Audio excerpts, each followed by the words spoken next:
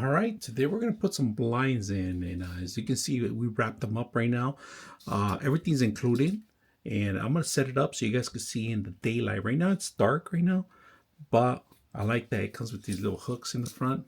All you have to do is measure them, and I already lined them up already. And we're going to put these on the wood instead of the actual back of the wall, because it's drywall. It's not heavy. It will still hang, but I want to make sure that it's a permanent fixture here. So they make them different sizes for your kitchen, your bathroom, your entrance, pretty much anywhere. So we're gonna set this up there and see how it looks in the day and the night. Out here.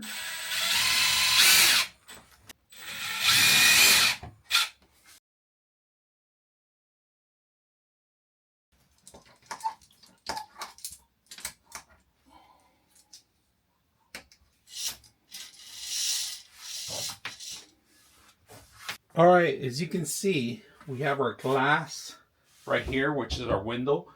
We have a lot of light coming in. We have this paper in here, but it's not covering enough. It's only privacy. That's what it's made for. But having this is perfect. All you got to do is flip it to the left and drop it. Now, it does have an extra place here where you can actually put the excessive cable here or lock it in place if you want to keep it permanent place.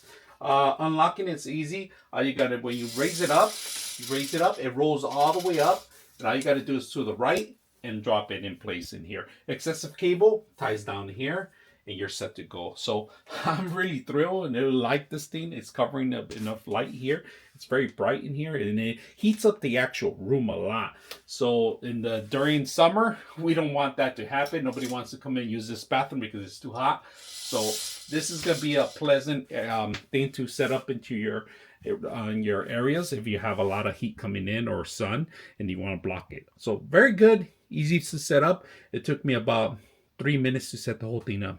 So I hope you guys enjoyed the video.